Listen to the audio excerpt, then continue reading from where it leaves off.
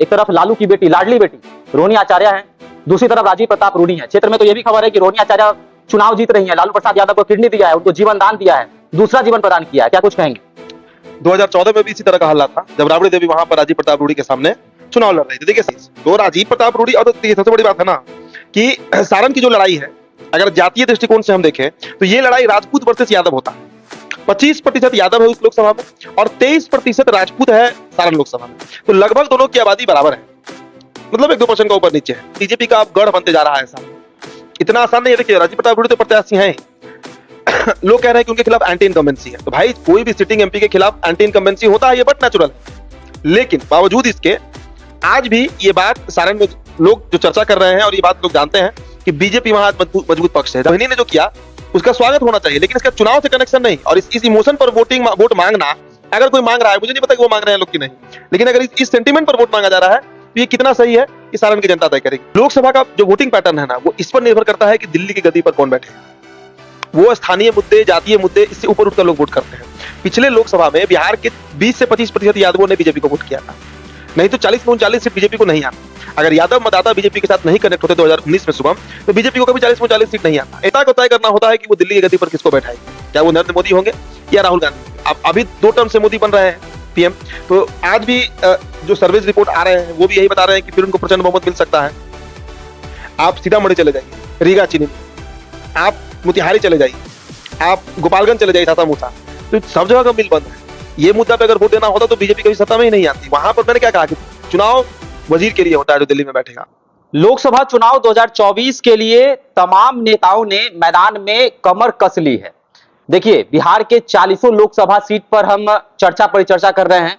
आज हम सारण लोकसभा सीट पर चर्चा करने बैठे हैं। देखिए, सारण लोकसभा सीट कभी उद्योगों का गढ़ कहा जाता था सारण, आज कड़ी टक्कर होने वाली है 2024 के लोकसभा चुनाव में।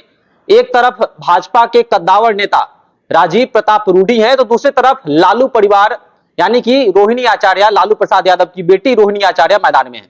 काफी चर्चा है सारण लोकसभा को लेकर। क्षेत्र में रोहिणी आचार्य जो है लगातार क्षेत्र भ्रमण कर रही हैं। उन्होंने पिछले दिनों रोड शो भी निकाला था, काफी संख्या में लोग वहां पर दिखे थे।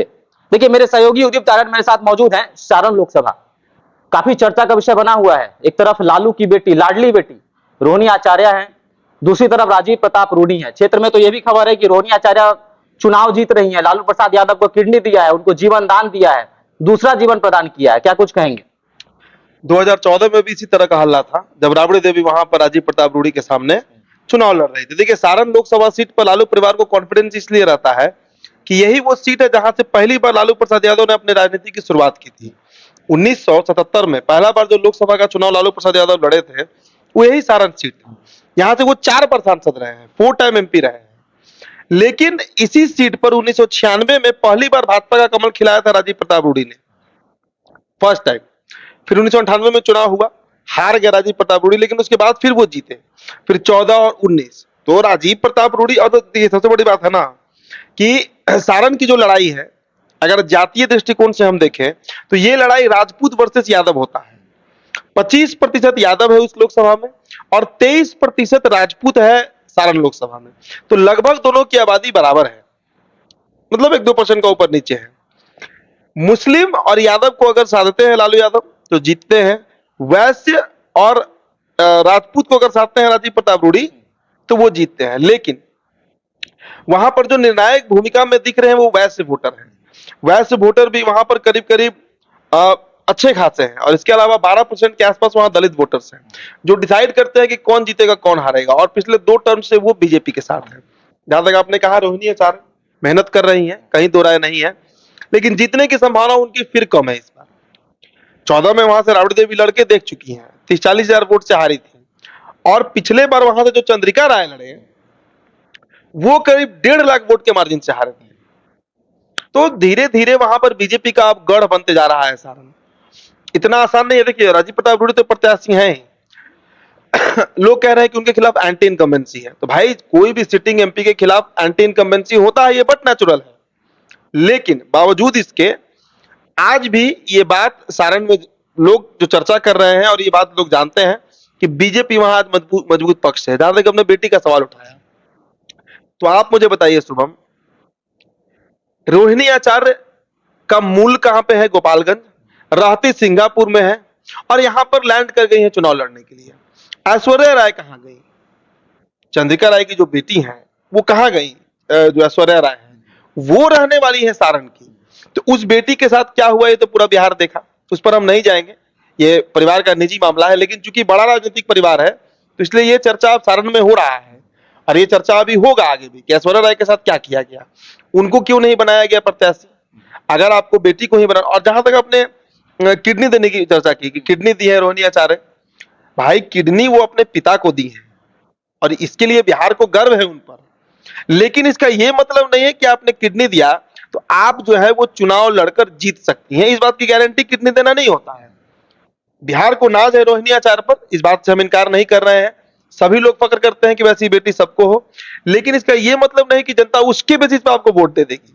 वो कोई मुद्दा नहीं होता है चुनाव में कि आपने क्या दिया अपने पिता को। भाई आपने पिता को दिया है, आप किसी रोड चलते इंसान को आपने नहीं दिया। और जहां तक मेरा अनुमान है बेटों से अधिक बेटियां करती हैं, हर घर की कहानी है। तो रोहिणी ने जो किया उसका स्वागत होना चाहिए, लेकिन इसका चुनाव से कनेक्शन नहीं। और इस इमोशन पर वोट मांगना, अगर कोई मांग रहा है, मुझे नहीं पता कि वो मांग रहे हैं लोग कि नहीं, लेकिन अगर इस सेंटिमेंट पर वोट मांगा जा रहा है तो ये कितना सही है ये सारण की जनता तय करेगी। जातीय समीकरण पर हम जरा बात कर लेते हैं कि क्या जातीय समीकरण है सारण लोकसभा का। देखिए जो 20 मई 2024 को वहां पर वोटिंग होना है, 20 मई 5वें चरण में, और इस संसदीय क्षेत्र में राजपूत और यादव जाति की बहुलता है।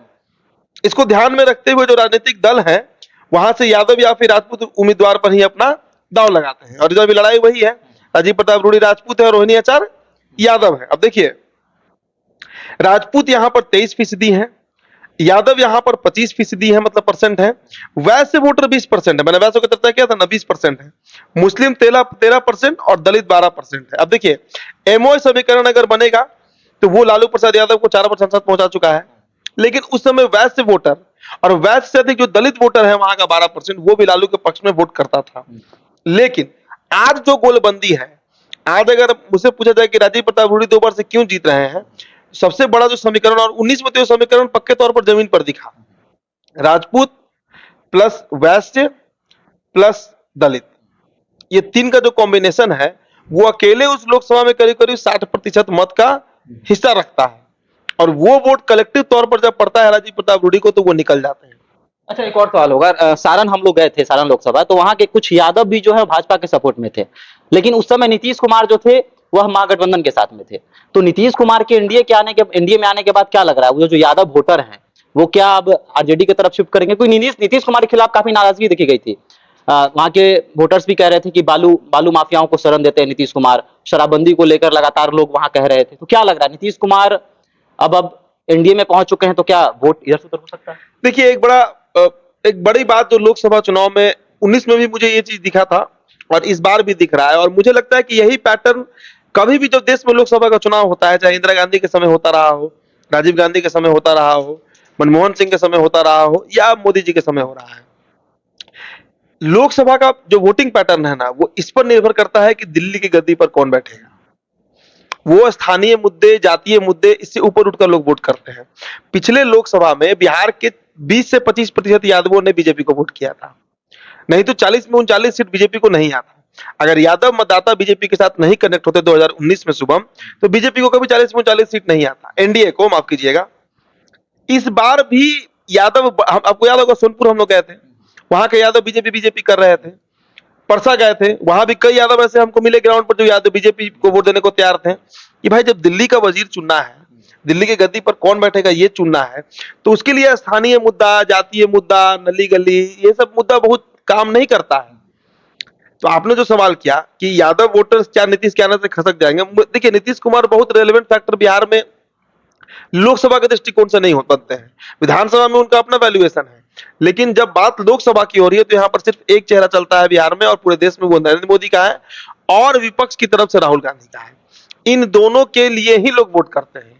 उसमें नीतीश, लालू, मुकेश सहनी, जीतन राम मांझी, उपेंद्र कुशवाहा बहुत रेलेवेंट चेहरा नहीं बनते हैं। उसमें नरेंद्र मोदी वर्सेस राहुल गांधी की लड़ाई होती है और जनता को तय करना होता है कि वो दिल्ली की गद्दी पर किसको बैठाएगी, क्या वो नरेंद्र मोदी होंगे या राहुल गांधी होंगे। अब अभी 2 टर्म से मोदी बन रहे हैं, पीएम। तो आज भी जो सर्वेज रिपोर्ट आ रहे हैं वो भी यही बता रहे हैं कि फिर उनको प्रचंड बहुमत मिल सकता है। हालांकि 370 के मामले पर मुझे बहुत सहमति नहीं बनती है, मेरी अपनी सहमति नहीं है, लेकिन इतना तय है कि बीजेपी को मेजोरिटी आ सकता है। जो आज की स्थिति है, ग्राउंड रियलिटी यही है। तो सारण लोकसभा सीट राजीव प्रताप रूडी के लिए कोई बहुत टफ लड़ाई नहीं होगा। पिछला बार वो 1.5 लाख के मार्जिन से जीते थे, उसी के आसपास या उससे थोड़ा सा कम हो सकता है, क्योंकि एक सेंटिमेंट रोहिणी के लिए भी लोगों में बन रहा है। हो सकता है कि कुछ वोट इधर उधर हो जाए, लेकिन एक बड़ा तबका आज भी नरेंद्र मोदी को प्रधानमंत्री देखना चाहता है और पीएम मोदी के चेहरे पर ही लड़ाई है। तो एंटी इनकम्बेंसी हो, सांसद कम आता हो, ज्यादा आता हो, उससे पहले लोग मोदी के चेहरे पर वोट करते आए हैं 19 में, और इस बार भी वही पैटर्न शुभम दिख रहा है। अच्छा, मुद्दे की बात जहां तक हो रही है तो आरजेडी के लिए भी लोगों की नाराजगी है कि लालू यादव चार बार सांसद रहे, लेकिन उद्योग धंधे जो लगे, खासकर रेल पहिया फैक्ट्री की बात की जाए तो वहां स्थानीय लोगों को नौकरी नहीं मिला। और खासकर भाजपा के लिए नाराजगी है कि राजीव प्रताप रूडी जो है हमेशा अखबारों में रहते हैं। तो क्या लग रहा है, मुद्दा क्या होने वाला है? ऐश्वर्या राय भी राजद के साथ जुड़ा हुआ है कि ऐश्वर्या राय को जो है बहू को तवज्जो नहीं दिया गया, बेटी को तवज्जो दिया जा रहा है। प्रधानमंत्री का गद्दी है, मुद्दा ये सब नहीं चलता है बिहार में। आप किसी लोकसभा में चले जाइए, बक्सर में ही कई फैक्ट्री बंद हो गया, लालटेन फैक्ट्री था वहां पे लालू जी के समय ही बंद हुआ। आप सीतामढ़ी चले जाइए, रीगा चीनी मिल, आप मोतिहारी चले जाइए, आप गोपालगंज चले जाइए, सासा मूसा, तो सब जगह का मिल बंद है। ये मुद्दा पे अगर वोट देना होता तो बीजेपी कभी सत्ता में ही नहीं आती। वहां पर मैंने क्या कहा कि चुनाव वजीर के लिए होता है जो दिल्ली में बैठेगा, विधानसभा का चुनाव स्थानीय मुद्दे पर होता है कि मेरे ये नहीं हुआ, मेरे विधानसभा में ये नहीं हुआ, मेरे जिला में ये नहीं हुआ, मेरे प्रखंड में ये नहीं हुआ, मेरे पंचायत में ये नहीं हुआ। लोकसभा का चुनाव दूसरे मुद्दे पर होता है। मैं फिर कह रहा हूं, और देखिएगा उसी पैटर्न पर फिर वोटिंग होगा इस बार। उसी पैटर्न पर 19 तारीख को इसका रिजल्ट भी आपको सामने आएगा। जब वोटिंग खत्म होगा तो देखिएगा, आप लोगों से बात करिएगा, उसी पैटर्न पर वोट होने वाला है। इसलिए लालू यादव 4 बार एमपी रहे, काम नहीं किए, इसलिए लालू यादव नहीं हारे हैं। 2014 में राबड़ी देवी अगर हारे तो इसलिए हारे क्योंकि देश एक बदलाव चाह रहा था, और वो बदलाव तभी होता जब सारण में राजीव प्रताप रूडी जीतते, इसलिए राबड़ी देवी हारी। और 19 में चंद्रिका राय इसलिए हारे क्योंकि मोदी को रिपीट करवाना था, इसलिए चंद्रिका राय हारे। और 24 में फिर अगर रोहिणी आचार्य वहां से हारती हैं तो कारण ये नहीं होगा कि रोहिणी आचार्य को लोगों ने बहिष्कार कर दिया या उनको डिसरिगार्ड कर दिया, इसलिए होगा क्योंकि देश एक बार फिर चाह रहा है, और देश में ही सारण है कि मोदी जो है प्रधानमंत्री बने। चलिए, तो राजीव प्रताप रूडी का जो है पलड़ा अभी भी भारी है। क्या राजीव प्रताप रूडी जो है जीत का हैट्रिक लगा पाएंगे, या फिर रोहिणी आचार्य जो है जो पहली बार चुनावी मैदान में उतर रही हैं, उनका डेब्यू है, तो क्या डेब्यू में जो है रोहिणी आचार्य सफल हो पाएंगी? देखने वाली बात होगी। सारण की जनता तैयार है, दोनों तरफ जो है कड़ी टक्कर है। आपकी क्या राय है, क्या कुछ कहेंगे? क्या रोहिणी आचार्य का पलड़ा भारी है या फिर राजीव प्रताप रूडी फिर से इस बार सांसद के रूप में निर्वाचित होंगे? धन्यवाद।